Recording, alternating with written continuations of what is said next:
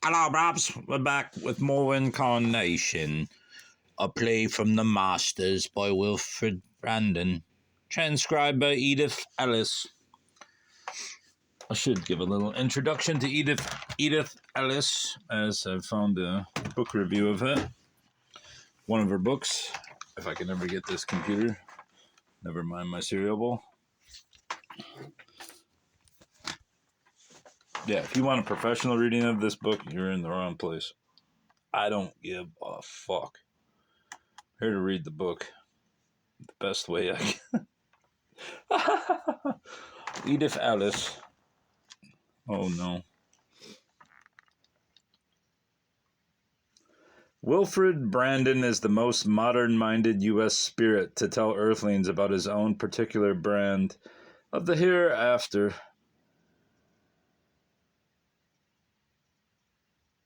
Alright, spiritualists, however, claim to know much about the afterlife through their contact with the departed. To their body of belief was added this week a notable book supposedly transmitted from the spirit world by a New England farm boy named Wilfred Brandon, who claims that the Revolutionary War ended his earthly life after 19 years in 1781. Incarnation, a plea from the Masters, was dictated by means of automatic writing to Edith Ellis, a playwright and one-time actress, now in her 70s, and author of a current London success called The Lady of La Paz. Wilfred Brandon is the most modern-minded U.S. spirit to tell Earthlings about his own particular brand of the hereafter, a realm which has been most conspicuously charted by such Britons as Reverend G. Val Owen and Sir Oliver Lodge. The fact that Brandon uses such contemporary words as job and fun, he explains, by recounting how a number of masters, i.e. veteran spirits, transported him by their mental power on a lengthy tour of the great cities of the world. The ability of spirits to visit the earth, Brandon makes clear, has nothing to do with their life on the astral plane, from which eventually they may ascend to a spiritual plane. Spirit Brandon broadly corroborates the view held by many spiritualists. The astral plane is divided into nations corresponding to those of the world below.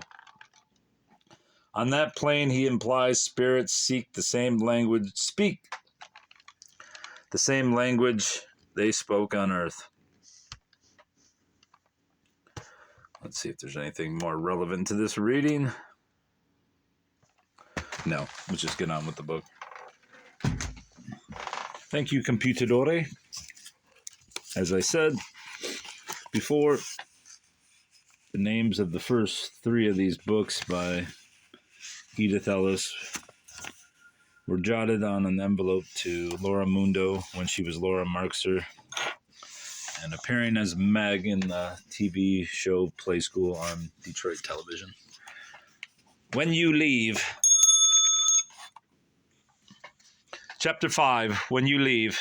You, who think you're going to enjoy... I forgot about this sentence. It got me yesterday.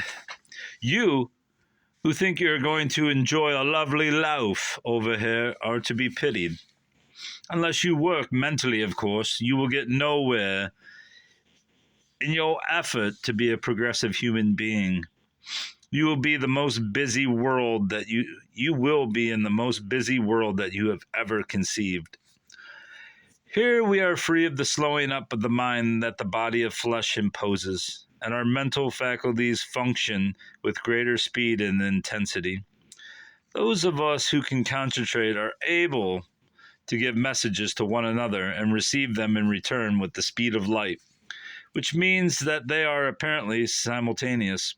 You who have newly arrived are unable to accomplish this because you are still taking the pace of the mortal brain. You have a mechanism of so much finer material, one of ether, that is radioactive and responds to every emotion and mental action as if it were free. I say this to show you how godlike the very simplest man may become if he will. I tell you these truths hoping that it will inspire you to cultivate your mental power while in earth life, so that you may reach these heights when you come here. We have too many subhuman minds to deal with now, and too many low-grade mentalities who are incapable of using the powers I have described. This is all a prelude to the way you must think in order to take on Earth life again. Many make the mistake of believing that they do not have anything to do with reincarnation, that it is somehow a law that works independently of their own will. That will be found to be the greatest error when you realize that the universe is filled with a species, man, that is only part of creation, that is master of its own fate, under certain laws, of course. The mind is supreme in the universe, and the will is its chief instrument, if you will. You may be a god. Whoa. If you will, you may be a god. If you do not choose to be a god, you may be a simple, average human being. Or you may sink to a level lower than that of the dumb animals. Incarnation is what people desire above all else. To be back in a body of flesh and with the chance to indulge the senses. Fine souls desire this also, not only for the pleasures of the senses, but because the opportunity for self-expression is greatest in a flesh body. You think? Also, they desire it, in some cases, in order to give to the world the mental treasure they have acquired during the sojourn here, or on the higher planes of being. Many make the mistake of incarnating in the body of an infant of very poor physique. They are often lost to the world by infant mortality. Sometimes we can restore them to conscious memory. Imagine that. You're coming back, you wait all this time, you pick the perfect person, and then you die as a baby. Right. Sometimes we can restore them to conscious memory, but if they die under 2 years of age, this is very difficult. In my book, Open the Door, in the chapter The Least of These, I explain this in detail. I'm trying to get a nice copy of that book with a dust jacket, because what's the point of getting these books if they don't have the jacket? When a soul wishes to incarnate, it must first learn how to control its vibratory rate. It must also be practiced in molding its own etheric body at will. I am unable to describe the exact process because you are too unacquainted with our system of vibratory action to understand it. Later, as your scientists discover the laws of radioactivity more fully, we may be able to acquire vocabulary that will be technically suited to both planes and make interchange of ideas practicable. The point is that when you wish to incarnate, you have to learn our laws. Experiment with yourself under instruction, of course, and watch others incarnate. This is the wonder of all who see it. Every home where there is a newborn infant is a clinic. This is not precisely a pleasant idea to the parents of the child, but they should regard it as one of the most important events and periods in their lives. The body which the parents have created is without a soul when it is born. Whoa. Unless a soul should enter it, the poor little child will be simply an idiot. The instinct to make a perfect specimen as a contribution to the race is a fine and natural one. The parents' souls know that what is needed is a perfect physique as a home for a fine soul to inhabit.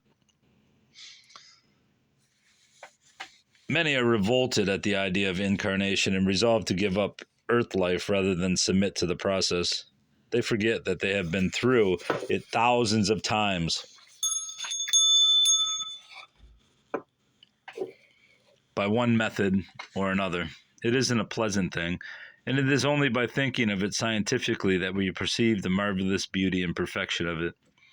There is no more impressive ceremony in all life than the incarnation of a soul. We, who see it performed by the thousands of instances, are always profoundly moved as we watch the act of faith in earth life. It takes courage for those who are enlightened to face again a world whose cruelties are so brutal as to surpass the imagination. All who wish to aid their children will be carefully first to prepare them a fine physique. This by keeping themselves in a state of perfectly sound health, and then by making such a sacred rite of parenthood that a soul would dare to trust itself to their care. Average parents of low mentality naturally will seldom attract a soul above their own level. A soul of low mentality learns to incarnate and no more. Life, simply crude animal life, is all it desires, and as a rule, that is what it gets. Occasionally, a fine soul enters such a body, but usually it is because of a sentiment carried over from a past incarnation. Many who once occupied a decent place in human society find their descendants have sunk to a very mean and degraded position in the world. These souls are moved to incarnate into their own clan because of affection. They pay a terrible price in most instances. With a better knowledge of the process of incarnation, you on earth could help make the world a better place for the incoming soul. Now, it is a gamble that few intelligent beings dare to risk. On this plane, we are striving to lift to a higher level of consciousness those souls who are here. On your plane, except for a few of your better minds, you have abandoned all but material considerations in the matter of education.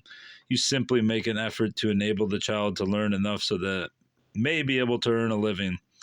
This may be in a very menial way, or perhaps in the higher trades or professions. The state takes no interest in the spiritual progress of the individual. Freedom of religious conviction is one thing. Totally to ignore the spiritual good of a citizen is another. We here are all for the freedom of the individual in matters of conscience, but we know the disaster that has attended the neglect of spiritual education. We think there must be a happy medium between these two extremes. Incarnating into a family of low mentality means, as a rule, simply becoming the slave of superstition.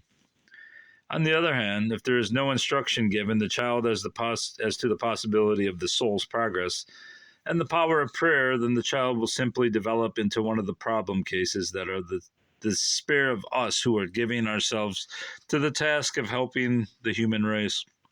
We think that if the whole truth as to the manner in which a soul comes to inhabit a body of flesh were understood, there would be such a change in the mode of education and home instruction of the young that a single generation would mold the minds of mortals so far as to advance their souls' chances immeasurably. I cannot sufficiently stress the need of this reform. I beg all of you who read these words to make it your aim to bring this knowledge and the facts I have recorded here to the attention of your associates.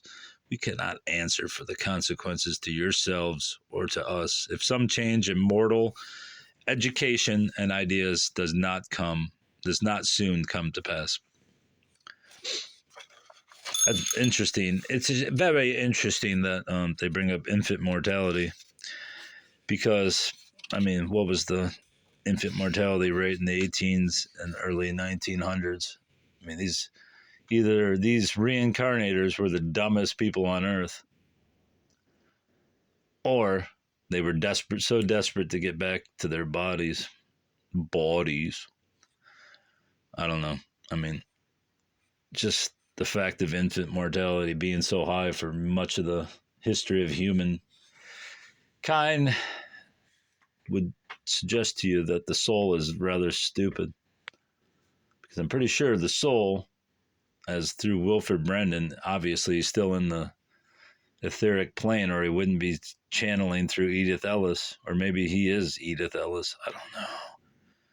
But you would think that he would come back, and he isn't coming back. He's just reporting from the afterlife. What's that tell you, buddy? Anyway, let's go on. Chapter 6. When will you leave us? Here's the great question on this plane. All are eager to reincarnate. Not I. None of the new arrivals is satisfied to think of staying out of Earth life for long. When they can learn the process as they learn how to control their vibrations, and to that I shall devote another chapter, they begin to practice the act of reincarnation. This, they know, means that they will be forced to abandon their memory and become quite another personality. They are at first daunted by that idea. We try to make them understand that they have already been many persons in past lives, but they cling to their last experience. This is a very natural instinct. The soul is undisturbed. for it has always kept its identity, only adding to its knowledge in each incarnation. While the conditions of life are an advance upon previous incarnations, we here are always ready to make the most minute research into our own lives. By we, I mean those of us who have remained here a long time and are making a prolonged study of this realm before incarnating again. We get our answer. He's waiting. We wait here hoping to live a more harmonious earth life than has been possible for the past 50 years on your plane. I say we have examined our own past lives, and by that I mean that to one in the higher branches of the science of vibration, it is possible to get a knowledge of one's own former incarnations, for the events of one's past lives are pictured in the ether. This revelation is only made possible through the work of recorders. These are very advanced minds who have such expert knowledge of the wavelengths that they can make the necessary synchronization by which we see our own lives. This is a process beginning with the last and running back to the next previous one, and so on ad infinitum. It takes a number of years, however, to watch one incarnation. The newly arrived soul has no such advantage.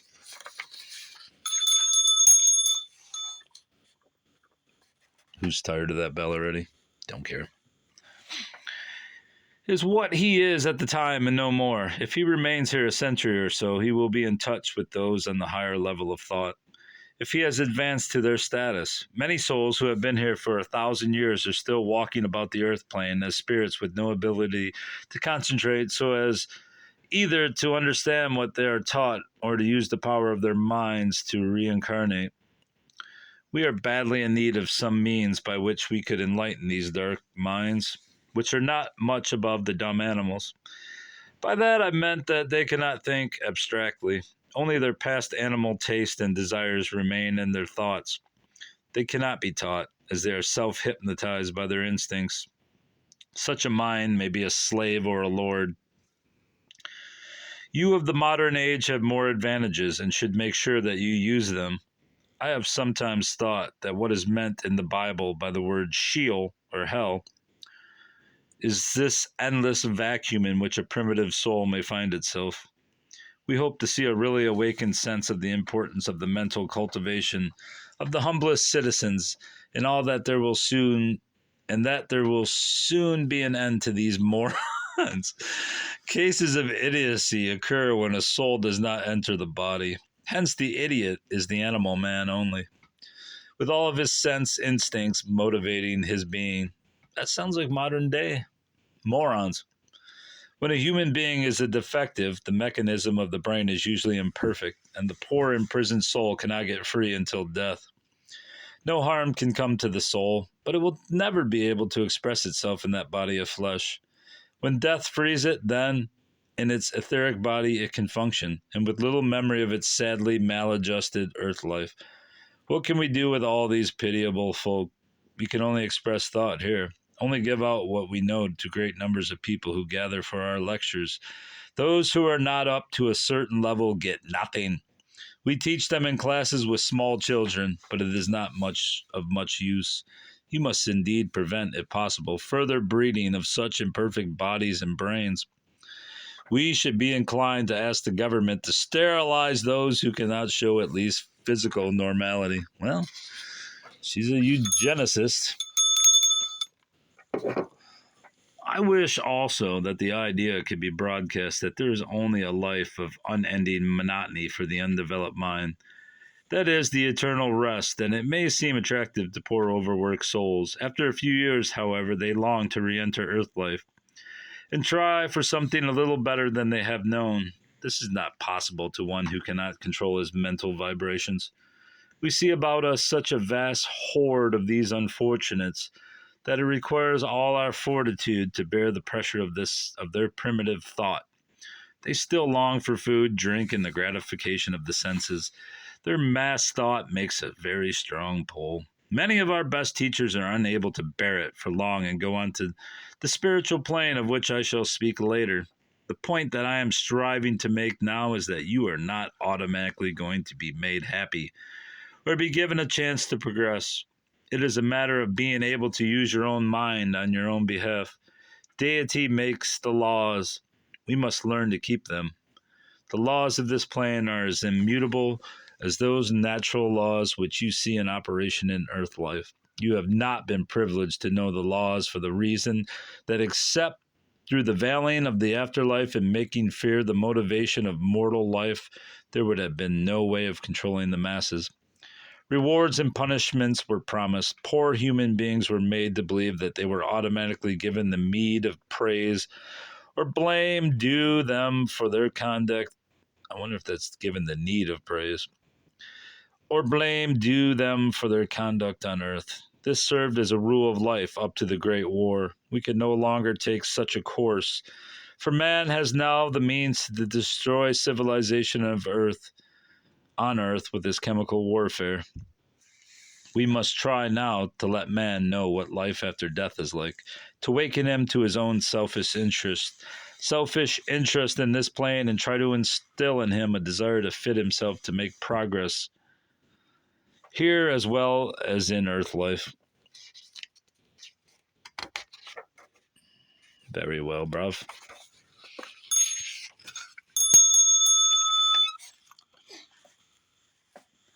We shall be made whole, chapter 7. By being made whole, I mean that our very much less than perfect bodies will, at some stage of our progress, be made so perfect that we shall not suffer the horrors of illness that the average mortal is now afflicted with.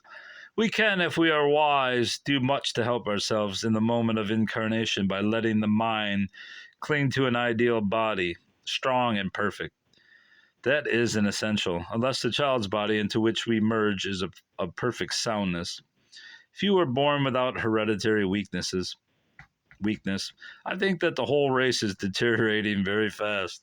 Life is prolonged, but disease is increasing, especially the diseases of the heart, nerves, and kidneys. The dread cancer is still to be conquered. The dirt diseases, epidemics, have been all but eliminated. But new forms of tuberculosis have developed. Diseases of the lungs are curable, but other parts of the body are now attacked and are seldom restored. If mortals could only realize the power of high thought, they would make such a change in their methods of cure that the race would soon take an upward swing into a more vital condition. What is most harmful is the lewdness that is spreading the curse of the race, the venereal diseases. Yeah. No sound bodies can be born of parents who are tainted. The soul frequently is not aware of the taint and incarnates only to suffer a life of frustration and bodily weakness. This is said to show mortals that they are vibrating on such a heavy plane of consciousness that they are subject to every form of physical dissolution. When the radioactivity of the body is not high, it is subject to all sorts of maladies. If the vibration is raised, the body is correspondingly immunized. I speak plainly of these conditions in the hope that the complete breakdown of sex morals may not prove permanent. Where there are no chaste women, yeah, that's a perfect time to ring that bell. Maybe hypnotize some of these hoes into conformity of self-respect. Souls will not risk incarnation. Let's read that again. Where there are no chaste women, fine souls will not risk incarnation. If they are aware of the mother's lax morals, such women seldom escape the taint. That is true. We have been amazed to see that adolescents, children, are permitted a licentiousness that was formerly only to be seen in the most degraded slums of the cities. The new science of psychoanalysis, together with the new freedom for women, has been responsible. Women are the custodians of the race. This is true. If they are to be made to accept life simply on the animal plane, then the race is doomed. I agree, love. It is not in the spirit of carping moral criticism that I speak of this. We are what we get the results of earth life. We are where we get the results of earth life. And when the laws of life are transgressed, we see the terrible penalties exacted. No other laws of the universe are so implacable as those governing the commerce of the sexes. We here have to take the souls of all, of the saint and the sinner, the chaste wife and the prostitute, and we are able to see the most dire results of promiscuity. Men are exempt in some degree, as they only fertilize the seed. Even they, however, if they are unwholesome, can affect the infant body. The mother must be wholesome, or the child will be a failure physically. No amount of psychology will offset that. Better jangled nerves and repression than the fail in the supreme task of motherhood. Much is being made of the danger of repression of the sex urge. Self-control is not repression. Enlightened parents will always provide wholesome exercise and amusement for their children during the adolescent period. The freedom among the sexes that comes from coeducational institutions, the mingling of boys and girls in the factory, mill, and office, and the lack of parental supervision of their parties have degraded the youth of the country beyond belief. We have simply turned our youth over to itself. I know of no power within the growing human animal strong enough to save it from itself. What is gained by this new freedom? We find young people are so jaded when they come here, as many do before they are 30, that not only are they exceedingly stupid in the way of mental achievement compared to the youth of other races, but they are not even capable of effort. A candle burnt out. What will you make of Americans if you do not change such a system of social life? The boys who come here have no sense of responsibility, nor very much courage. The girls are mostly unchaste, mentally and sexually very precocious. They are very difficult to deal with, having no respect for any but their own generation. Youth worship has been a national ethic. It is far worse than the Chinese worship of age, for in the latter, experience is with the dominating class, as well as a sense of responsibility.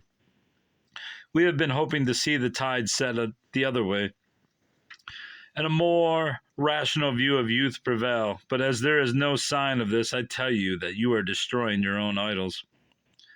The young of any country needs to be guided and guarded. It needs to have its instincts curbed and its talents cultivated. Left to itself, unless it is personally inspired by a powerful soul, it will only degrade itself. I do not say all I think in such a chapter, for fear of terrifying you, but you may well use every effort to help the young in your charge to discipline themselves. I can only give this warning. It is you who must do the work. You will not have a race that is whole in its members until you protect your young and your women from the ideas that are now making fine American souls on this plane despair of again and incarnating in their own country. That should be a criticism eloquent enough to have an effect on present-day morals among you.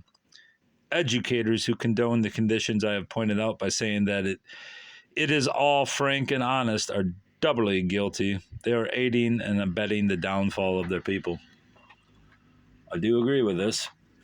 And it's curious that Edith Ellis is using the vehicle of a spirit man, the spirit man, in the form of Wilfred Brandon to express her so-called anti-feminist views. But like I've always believed, I probably got it through too much reading of Nietzsche. Well, I wouldn't say I did in-depth reading of Nietzsche, but mostly aphorisms and epigrams and epitaphs or whatever you call them. But yeah, I would say 90% of men are animals, useless animals and laborers. And then there's the industrialists, but they all usually turn to animalistic rituals. And women are literally the saviors of society, and now we have literally a whore class, which is not really debatable. I mean, the lowest form of social intelligence is immodesty, so we know this to be true. And I'm not even religious, bruv. Not religious in the least. It's just a common sense, practical belief that if you don't respect yourself enough not to be or who else can you respect, bruv? Nobody. Goodbye.